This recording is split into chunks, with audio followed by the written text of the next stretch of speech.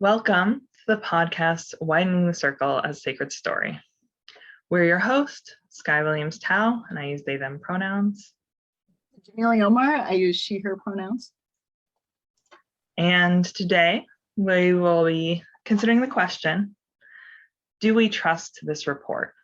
And we'll be specifically looking at the methodology section of the Commission on Institutional Changes report. So generally, this is a Unitarian Universalist podcast, so it will have a Unitarian Universalist or a UU religious lens. In Unitarian Universalism, we center our relationships with one another. Part of how we do that is through our covenants with one another. So for this podcast, we ask everyone, so it's us, anyone who might come on the show, and all of you in our audience to join us in our covenant. And you can find a more extensive covenant. We outlined that in our first episode. So if you haven't watched that yet or listened to that yet, we invite you to go back and do that.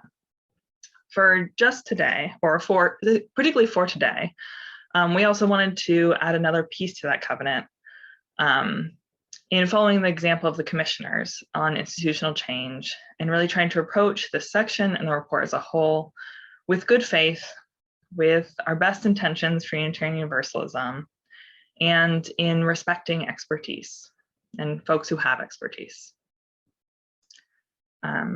We also wanted, in this covenant section, we noted that we hadn't done image descriptions of ourselves. So we wanted to just take a couple seconds to talk about who we are for folks listening along with us. So I'm a light-skinned person with red hair. I have an eyebrow piercing and I'm wearing a blue shirt. And in my background is a bulletin board with a bunch of images and written things pinned to it.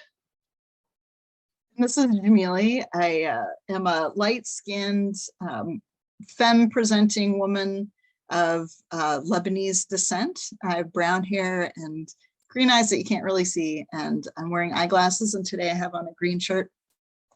My background has a quilt made by my sister and some books, a library, and our chalice that we'll be lighting in a little bit. Which brings us to our chalice lighting. So before we light our chalice and I do our reading, I just want to take a second to ground us all.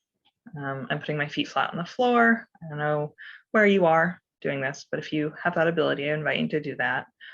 And just take a second to notice where you are. What do you hear? What do you see? Do you smell? Or taste or touch, what's around you in the world. And just a second to breathe and connect to your body and who and where you are right now.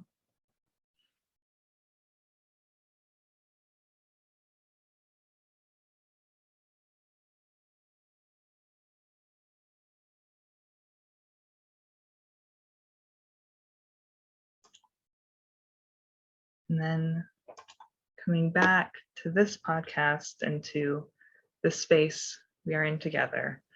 I'm going to read our chalice lighting while Jamili lights her chalice.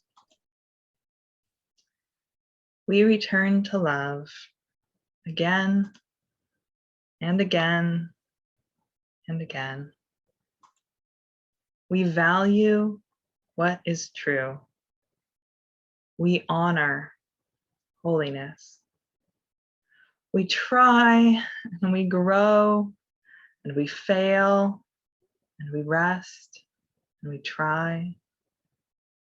We are here together now. We need one another. We covenant.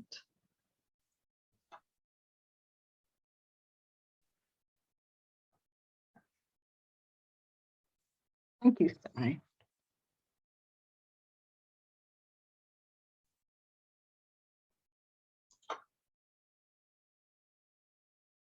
So can we return back to our big question? The question is, do we trust this report? I feel like if we answer the question no, this is a pretty short podcast. So maybe that shows our biases. Yeah, and we also wanted to acknowledge that this question sort of invites a binary answer, right? Yes or no. when we actually don't think that this is really a binary space. In the sense of, I think you can trust the report in some ways, but not in others, or have like, it's just a more complicated question than I think that really holds. And I also too want to complicate the question, the word trust. That trusting the report doesn't mean we don't question some of the findings, that we don't wonder whether it's true, that we don't ask, is this been my experience, or to try and validate in other ways the report, that we don't have to take off our thinking cap because we trust the outcome of the report. We can still investigate it, which I think is what we're trying to do with this experience, is really investigate it and see in what ways it holds up for us and what ways we want more. Which I know, we were also talking about in the sort of metaphor of like evaluating your sources on the internet, is even if you read a source that really, like one way of validating it is that it resonates with your experience. And it's also important, even if that is true, to like then think about who wrote this and why might they have wrote this, and why did, like what perspectives are they bringing to this particular topic, right? Like how did they write it, and like what is the language sort of leading us to, and like just asking, holding those questions as part of just being in a relationship, and as part of that question of trust, and that question of just being in conversation. Yeah, and good information literacy, like knowing what your sources are and where they come from and what their biases are. Just information literacy and knowing what it is. I think too, knowing who the producers of this document are. And you and I had this conversation about the difference in watching some of the videos that we're going to tell you about. We're going to discuss later on in the podcast. But the experience of watching the people who were on the commission share the report and share their results and share their findings is a much different voice sometimes than what comes out in the text itself. And the trust of believing that they came to this work in good faith, that none of the actors on the commission came to this work trying to dismantle a religion or trying to take down a faith or undermine a whole system. They came to this work from personal experiences and shared experiences and experiences they heard from others that demand that we change and demand that we adapt to the times. So in good faith. Right, that was when we talked a little bit before we started recording, and that was where we came to the question of the covenant that I sort of mentioned a little bit earlier, was that we trust that the commissioners were acting in good faith. And that's an assumption that we're making, that we believe. And I think not just like assuming out of nowhere, but like we feel good about making that assertion. And that we wanted to lift that up and also hold that as an example for ourselves. And like as a like that these commissioners care about Unitarian Universalism, and we do too, right? I mean, and and it makes me think of the piece that is also, like we were talking about, what are some assumptions we think that the commissioners are bringing to this report, because I do think that's an important question, and that one of the ones we talked about was that they are bringing an assumption that Unitarian Universalism has to change. We talked about, like, well, could this just be a religion for folks who are privileged, and can we just be okay with that, right? That's a path forward, I think, that is I'm not sure viable is the right word, but like is genuinely a path that this faith could take. And I think that's not the assumption of the commissioners. That is, or at least that's not what they want. Yeah, that's not the preferable path. Yeah. I think they do acknowledge that it's a possibility and it's not their preferred path.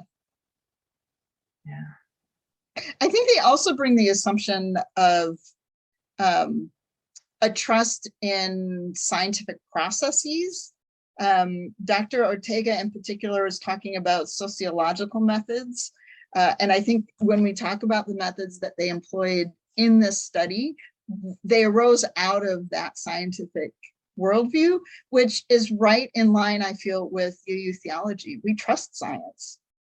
And so it seems like a very legitimate assumption to come in with, to trust that there's a scientific method that could give us more information that is actionable information and useful information. And they picked sociology, and they picked these particular methods. Maybe not everybody would have picked those methods, but those are the experts we had on the panel and the expertise they brought. And so knowing that, and knowing that I personally, that's not my field, I feel a little daunted by scientific methodology sometimes. I trust that they have that expertise and that they can bring that expertise to this set of data, and it can provide me useful information.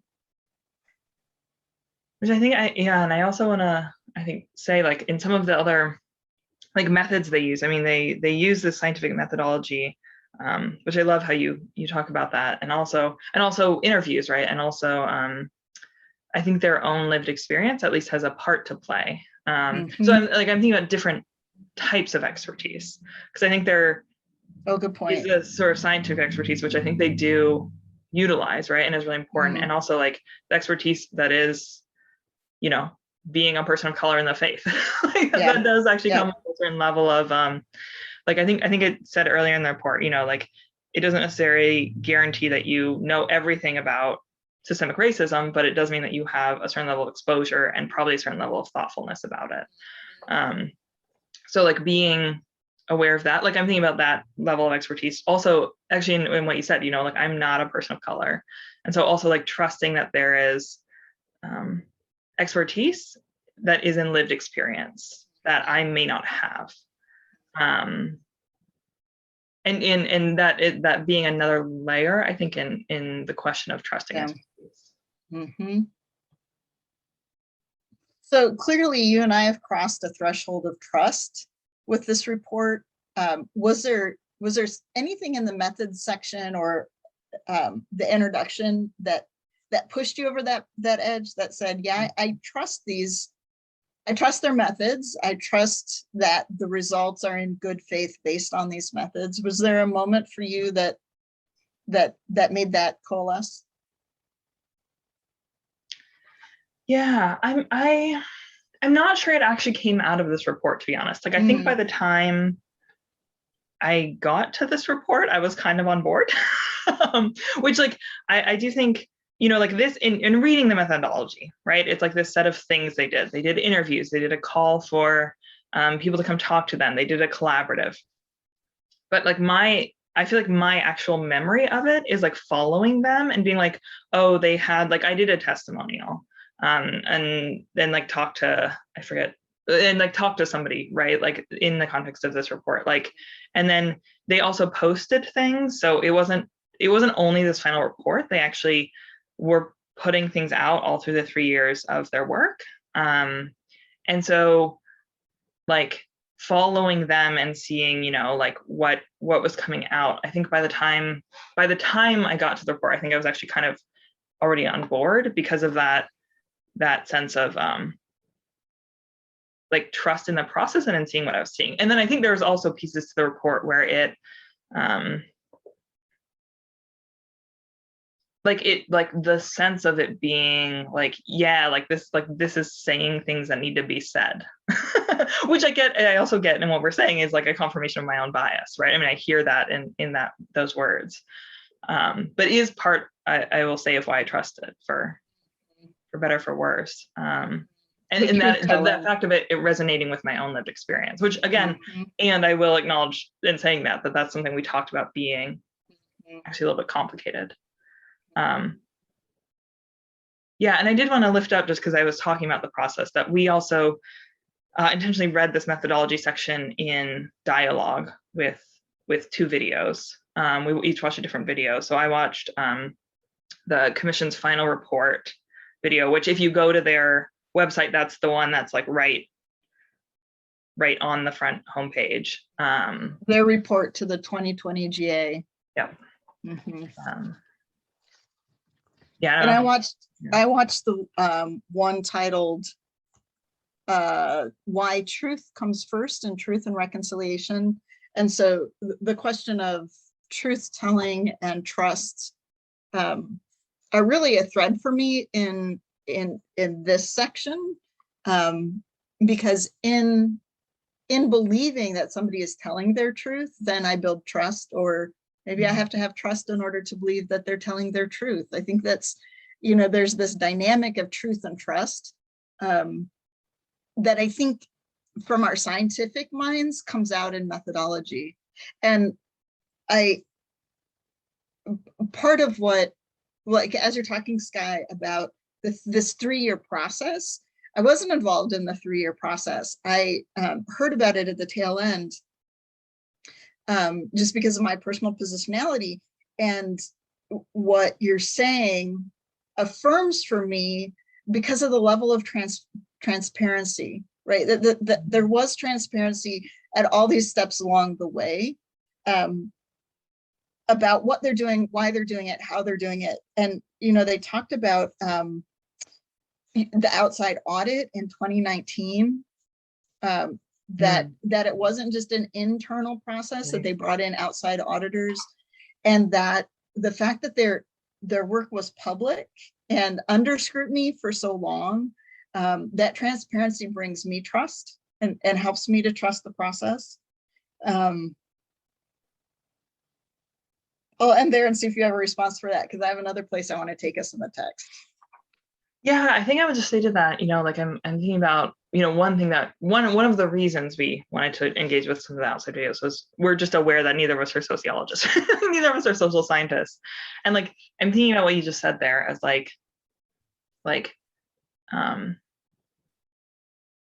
that I also, I guess, have some trust that like, if there had been a glaring problem with something that the commission did or some part of the process, that like somebody who has that expertise would have lifted that up, because they were, I think they were very transparent about what they were doing. I mean, they're transparent in the report. That's the section, right? Is they're clearly laying out what they did and who they did it with and all those sorts of things. Yeah, and that like I'm thinking about the sense of like trusting in community and the broader sort of relational web of Unitarian Universalism. And that's also complicated, right? Because I also think that people can absolutely offer like,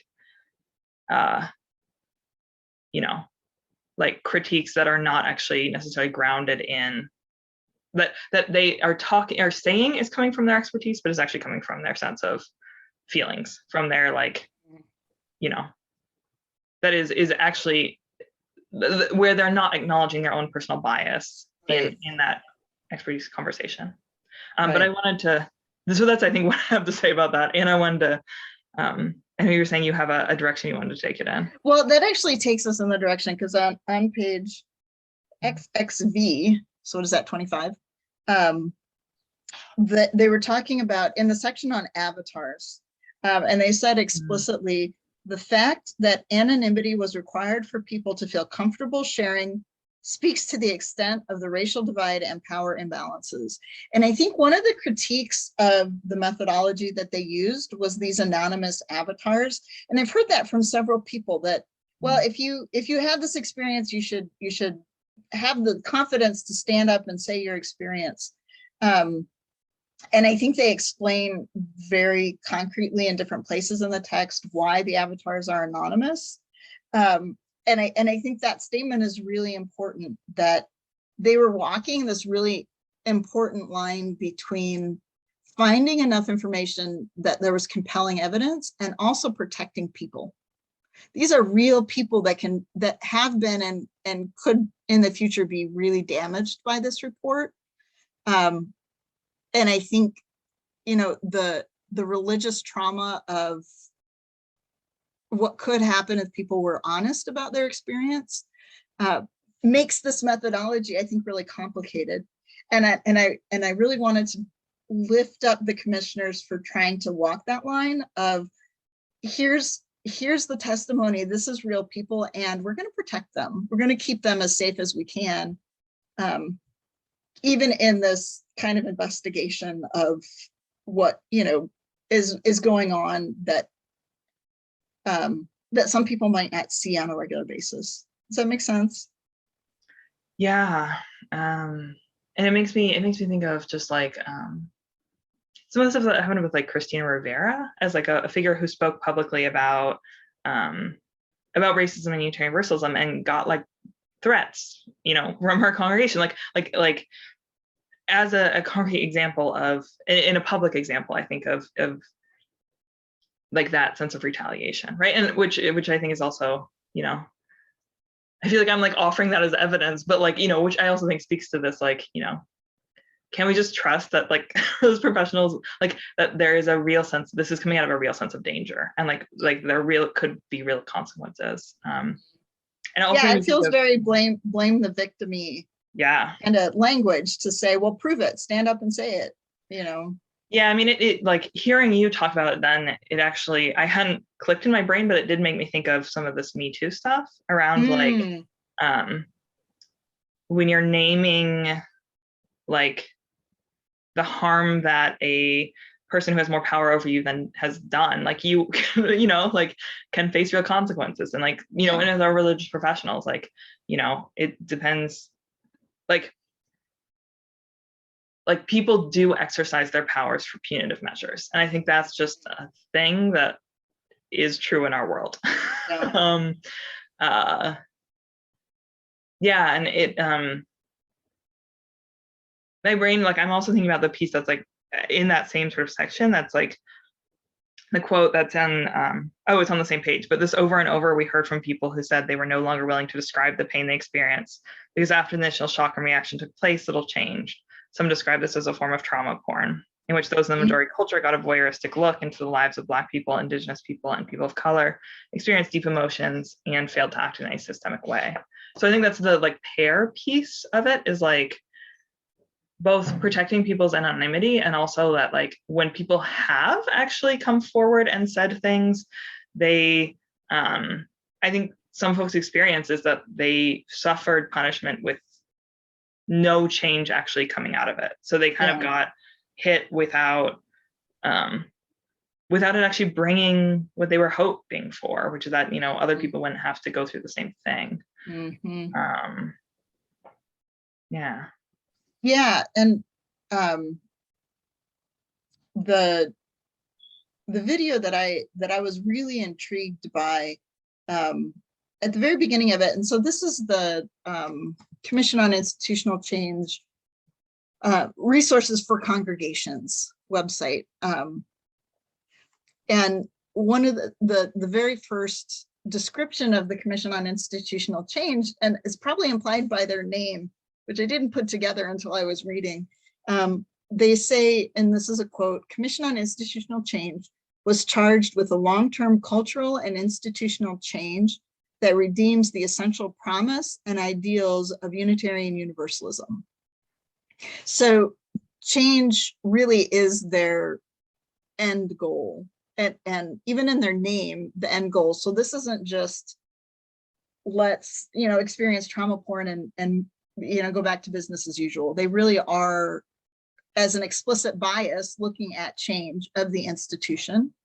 And again, you know, thinking about what good faith they're acting in, I don't think they're in there for change in terms of undermining. I think their intentions aren't, let's undermine this whole faith or throw it out. I think the good faith they're acting in, the commissioners are acting in, is this, what they say, essential promise and ideals of Unitarian Universalism. There's a theological underpinning, and there's a hope for a better future, which interestingly enough, they say, the commissioners say, this is what we say, not necessarily what we live up to. And so there's a sense when listening to the commissioners that they're trying to bring that closer together, what we say and what we do, and they're trying to bring those things closer together. But that there is a change. And so my question is, what is this essential promise and ideals? And maybe that's a question for another day. But they're very clearly, explicitly trying to get us to change. Yeah, my brain is like, there's like a whole, it's like in this whole sort of space in that question. And I think I actually want to hold that for theology. Because I think that there's actually a really rich theological discussion around where we would like to go and what that is and means and looks like. And I think, and I think the piece that is in methodology specifically is that piece that is, you know, the assumption that there is this, that assumption, you know, like the piece that is change, that piece that is, you know, like if we're evaluating this, what perspective, right? The Commission on Institutional Change is bringing. It's exactly what you just said. It's, they think that the institution needs to change. And so they went through this long process of, you know, how do we look at, like, I actually think that they, you know, is that true? Right? I mean, like, you know, like what, well, no, I think they started with the institution needs to change. Yes. And with the process of, in what ways does it need to change?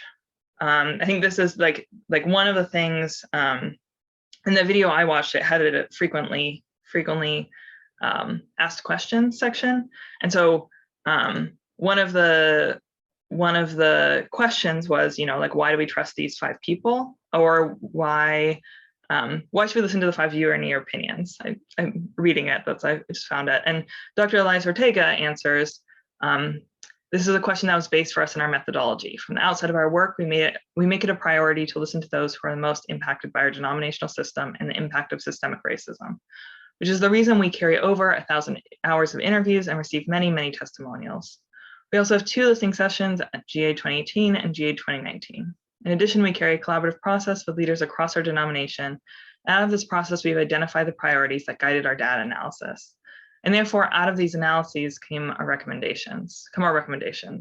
These are not the recommendations of our particular preferences and idiosyncrasies and experiences of commissioners, but they're a collection of voices from across our movement, which I think speaks to that, like, starting with the assumption that needs to change and then really asking how and in what ways. And I think that's where we get into this, like, wanting to ask a lot of different people and collect a lot of different voices, and then also use scientific methodology to then take some of that, you know, like all of that data and come out with something that is more concentrated, I think, from it.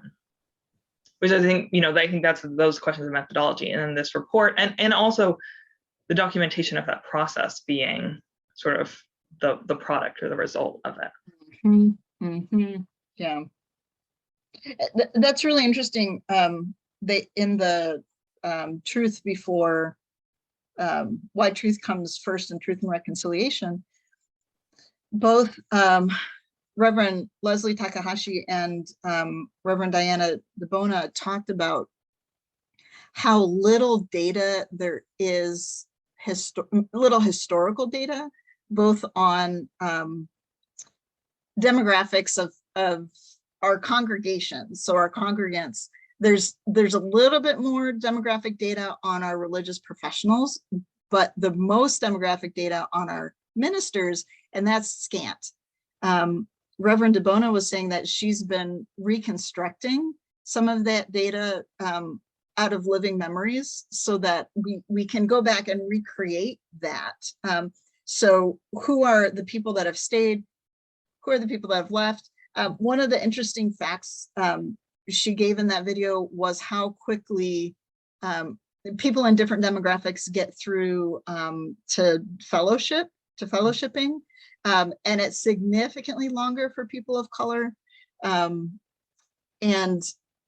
so when they're talking about their data set, all these testimonials, people that can give their, you know, living experience is one data set.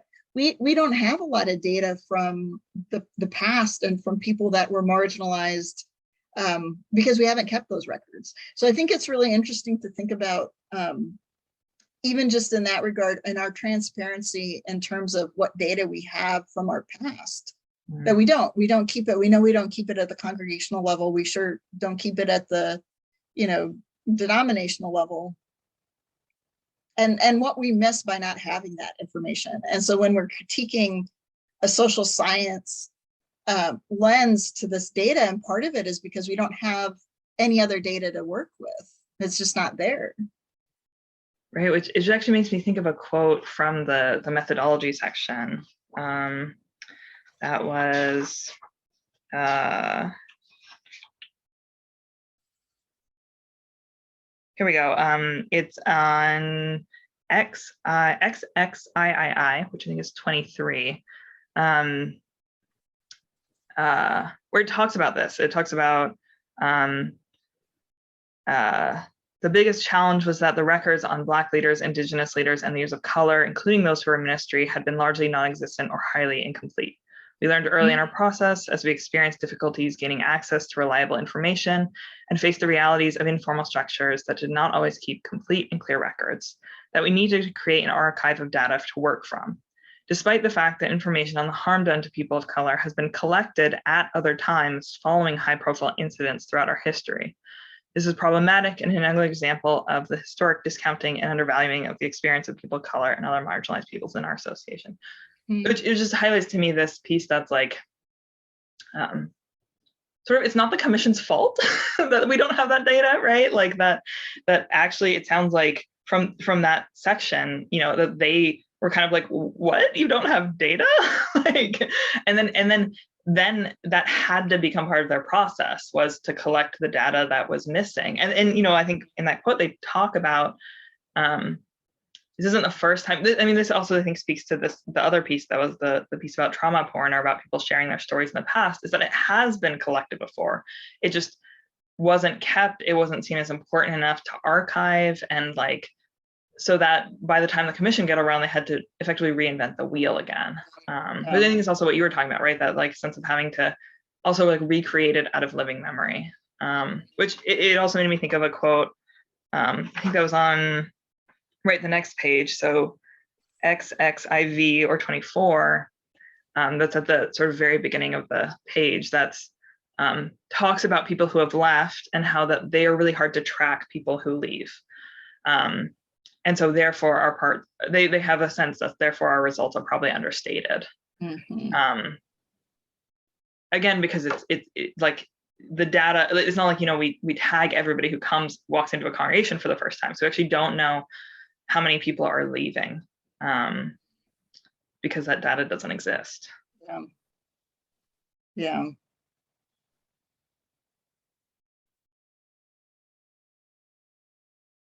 I was also, I think part of this method section and, the justification for the avatars, and talking about harm caused by institutionalized racism, and that it's ubiquitous. It's not only just people of color, people with disabilities, people with marginalized identities. Everyone who speaks out against the institutionalized racism is harmed in some ways, to greater and lesser degrees. And there's no, I'm not trying to compare the harm done, just to point out that they were very clear that allies fear for their jobs too, and fear for their health and safety, and their ability to be a part of a religious community. And it's the institutionalized racism itself that is perpetuating that. Right. Go ahead. I'll let you respond to that. Let me respond to it, and then I want to come back to what right. you were just about to get into. But it just made me really think about the truth and reconciliation, actually. And I said to Jamili, I actually, the video that Jamili watched, I think that I was there at the GA that they did it. And, so I have like these vague, fuzzy memories from it. But one of the things I do remember, and I'm curious if it actually showed up in the video you watched, or if I like dreamed it or whatever, but really was that idea of like, like you have to be able to tell the truth first. Like you know, like if you are in such a punitive system that people can't actually say and name their true realities, then like we can't even talk about reconciliation, right? We can't even talk about how do we come together or forgive or you know, make change or anything. Like, I mean, like there's actually a really basic thing that actually comes first that is about being able to say things that are true without fear of punishment and without fear of losing your community, either through actually being kicked out or through like being shunned within your community or losing relationships within it. So yeah, no, that is a part. That is a part you did not hallucinate. That was in there. Yeah, they start with that, and I think it's really interesting in thinking about the commissioner's biases. Is that that's one bias, that truth comes first. Telling the truth and telling the stories comes first. Valuing the stories. Dr. Ortega talked about that very explicitly as a sociologist, that listening to what people's stories are is very important. And Reverend Takahashi talked about, right at the very beginning, she started that lecture by saying they were not going to spend a lot of time debating if Unitarian Universalism has a racism problem. It was an assumption they went into this work with. So for people that are questioning, well, I don't know that that's true, could be an issue about methodology, because underlying their methodology is the assumption that there is a racism problem of some kind in Unitarian Universalism. And I don't know exactly what to do with that.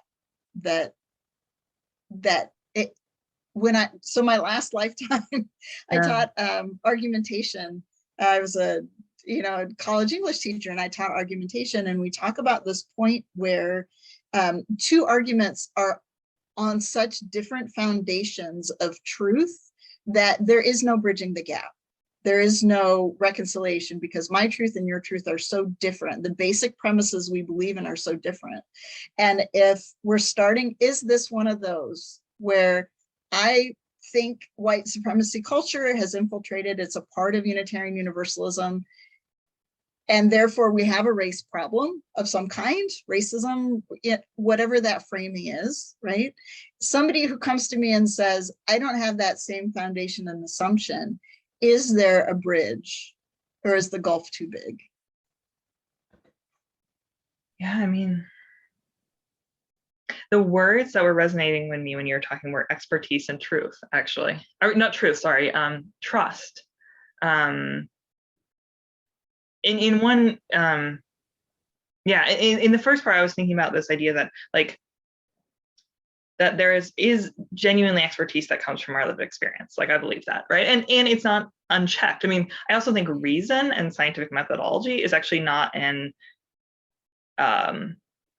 a method of like expertise that shouldn't be unchecked, right? I mean, I think that like sometimes scientists and folks who use reason and scientific methodology also like have personal biases, right? I mean, this is like part of it, but also like have like, how do I say it? Like I think that these are different ways of knowing, and actually like in putting them together, that's part of how you help check them. So like, like I'm thinking about like, we often, I think, talk about this like personal bias, right? This personal lived experience, and scientific methodology being a check on that. But I also think like some ways the other way can be true too. Like, like that sometimes like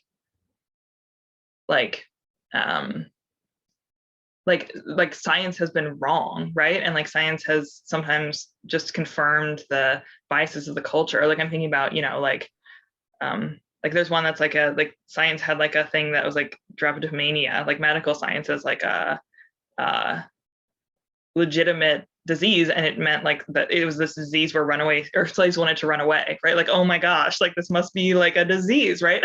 Like where there's feels absurd, I think, from sort of a modern perspective, but I think it does speak to this like where like like a slave's experience like can help actually check that like clear like problem with that, right? I just like, and like I think there's also like like I'm thinking about like the body as a source of knowing, as also like being like like I think that's when I think of actually in medical fields more generally, I've heard like a doctor has a lot of like important scientific expertise that is important, and like have learned a lot that's important to sort of rely on. And a patient knows their body. Like the doctor does not know their body better than the patient knows their body and what they're experiencing, what has happened to them.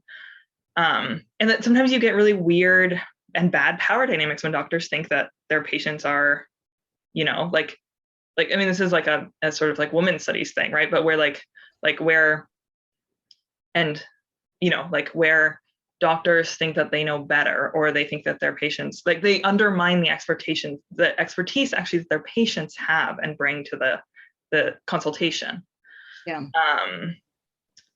Yeah, so I was thinking about it in terms of that question of, I mean, the commissioners definitely bring a bias, and I actually think part of that is coming out of their lived experience in the faith, right? Like I think that actually is in some ways arising out of their own personal expertise, which is not like, you know, is not the only expertise that should be at play, which I think, you know, speaks to sort of some of the other parts we've talked about, but is actually, I think, a valid form of expertise.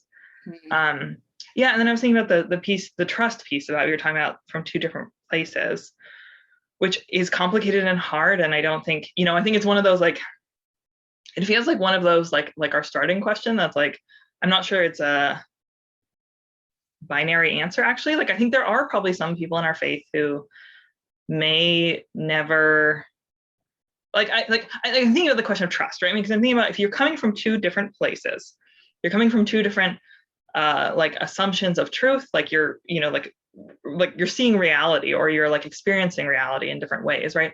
Like trust is actually part of how you bridge that, is like the trust that the other person is actually giving you an honest picture of their reality. I think the trust in yourself that you are also have an honest picture of your own reality, right? Like I think, like, otherwise you get into some like gaslighty stuff, right? Where somebody's trying to like say that their version of reality is the only one, and like is trying to undermine somebody else's version of reality. And then like, I think the places between those, right, are like all about trust and covenant and relationship, and like trying to understand from a different perspective than yours. And that is complicated, messy stuff, right?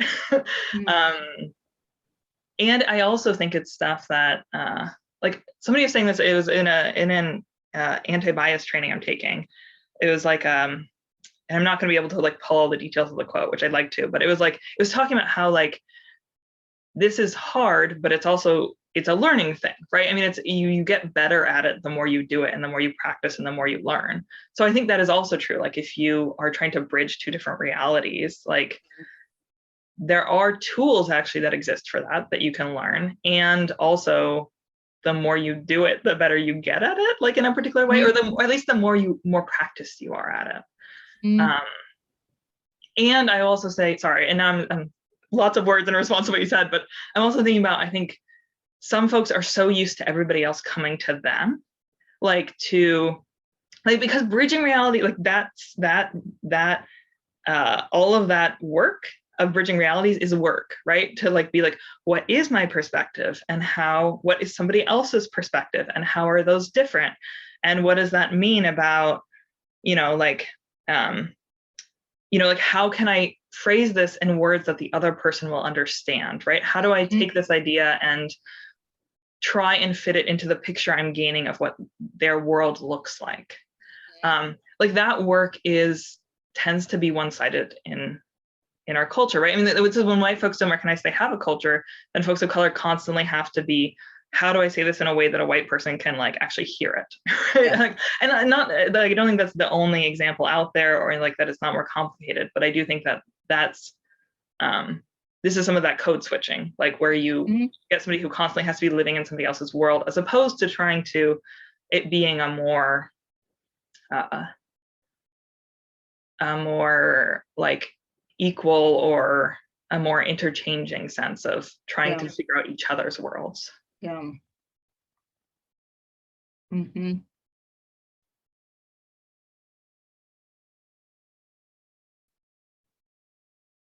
Yeah, I think that brings us to kind of where we wanted to end today, was that there's lots of reasons to question and investigate and maybe not agree with this report or the suggestions that they've made. And the challenge that we want to issue to ourselves and everybody listening and watching is to understand where that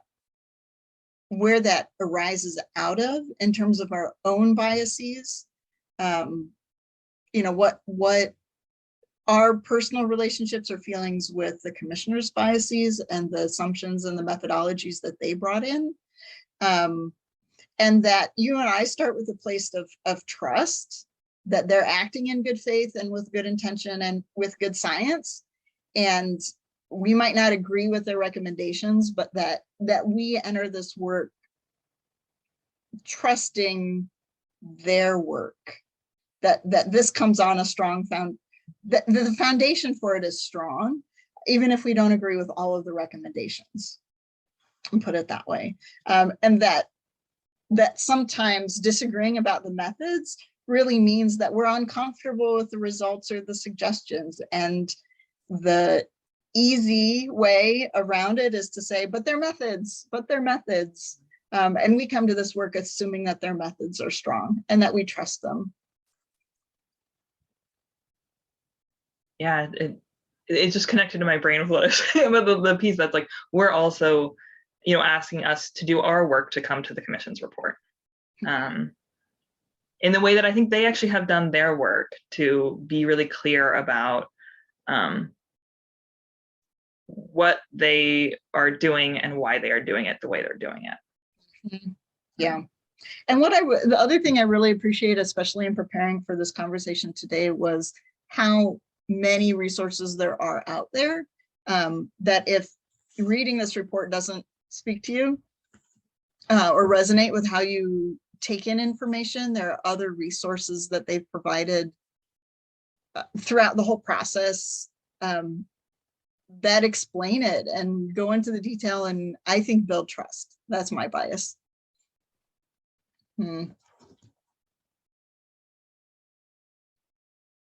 Yeah, and just to name two of them that we think are particularly fabulous. If you in the idea that you are reading along with us, or at least engaging with us, like the two that we particularly picked out for this was the report in the GA, the June of 2020, which was their final report, which is also a good, if you want like an overview of the commission, that's a good overview. They also have a frequently asked questions section at the beginning, and some reflections from each of the commissioners at the end. So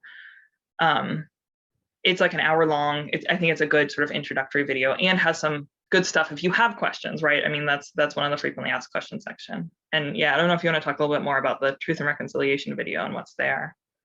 Yeah, I want to say it was 2018 GA, and just really, it's funny, it's embedded in a really strange place in the resources for congregations talking about the final report, but because it was kind of mid-process, they were still wrestling with some of these really big questions about truth-telling, about what their end goals were going to be. So it was kind of this midpoint of what we're starting to find and what we're starting to uncover. Skye reminded me that the commissioners came on and off throughout the 3-year process. So there were some commissioners that weren't on the final product. So it was fascinating to hear their influence and their ideas come through for the final product, even though they weren't physically on the panel at the very end. And again, talking about the transparency or thinking about the transparency of the commission, seeing some of that early work is like, oh, this explains this down the road. Yeah. And again, I just want to, lift up how the process, like in their process, they separated the investigation from the recommendations, and that the recommendations that come later in the final report come out of the investigation, the research that they did, rather than this is the recommendation, how can we fill in the research back? I think they did this in the forward process of investigation and questioning and what recommendations can come out of the data that we have rather than trying to fit the data to the recommendation. Right, which it just makes me think of when we talked about this, like I think they start with the assumption that racism is real in universalism, and that things need to change. But actually a lot of the assumptions that are like the final recommendations, I would say like the categories and the particular recommendations they give are actually not things that they came out. I'm just re-saying what you said, but are not things they came in, that those are actually things that really came out of their process. Right. Yeah. Yeah. Some really important takeaways, I think, from discussing this that I hadn't put together before, that the bias is in the assumptions, not in the recommendations. Which I think, yeah, I think it does carry. I mean, like, I think, you know, and I think if you're willing to get on the board for, you know, like, if you're willing to get on board with the initial assumptions, which is that Unitarian Universalism needs to change and that racism is real in Unitarian Universalism, that, like, then you are also in that boat, right? You know, if you do the work you need to get to those assumptions, then you're actually at the same starting place, or you know what I mean? Like, those are actually the like, I'm thinking like in the this is my like high school math, but the postules or something, like the things that you assume to be true, and then you build your theorem from. Yep. So it's, if we like can agree that, like, which I'm saying because I think I'm happy to just accept those as things that are on the base floor, like, in part because I think there's actually other things besides the commission's work that can speak to those things and can speak to do some of that backfilling of like why, like, where's the evidence for that, I think is actually in some of the things that are not the commission's work. Yeah. Oh, this is exciting. Do you have any final thoughts? Anything you want to share before we log off? Yeah, I did. I had a quote from Reverend Dr. Natalie Fenimore in the video, and that's is where I want to, and then I want to hear, I want you to conclude us, but I want to read that before, as my concluding thought, which is, like I said, there's personal reflections from the commissioners who were on the commission at the end, which is, as Jamili noted, that this is, some of the commissioners left partway through that 3-year process, but all the ones that were there at the end had a personal reflection. And so the one from Reverend Dr. Natalie Fenimore is, this is a quote from the video. I can say that despite all the challenges this work has shown me that are present in our association, it has also affirmed my belief that we do have within us the resources to transform our institutions, our congregations, our culture, and ourselves for the better. We can work to create the Unitarian Universalism which we pray for. We can become a place that enables all those within our faith to thrive, no matter their identity, no matter their finances, no matter their accessibility needs, no matter their race, no matter their gender. We can do this, I am sure. But, and I still ask if we will. And that feels like the place to remind people the report, the Widening the Circle. You can get it as a printed book. You can order it from InSpirit. You can download a PDF, get it, read along with us and engage with us, send us an email or chat with us about what we're saying and what your thoughts are, and then how we do this work in our congregations and as individuals. And the Commission on Institutional Change website has really great resources. The videos that we're referencing, discussion guides, if you're curious about having this discussion with people in your life, are all there, and they're great resources to have access to or to think about on your own. So go get the documents, engage with the videos, do what you need to do, and come back next time. So I will extinguish our chalice with the wish for you, the prayer for you, that you go in peace, that you go in power, that you go to do good in the world and go knowing that you are truly and deeply loved.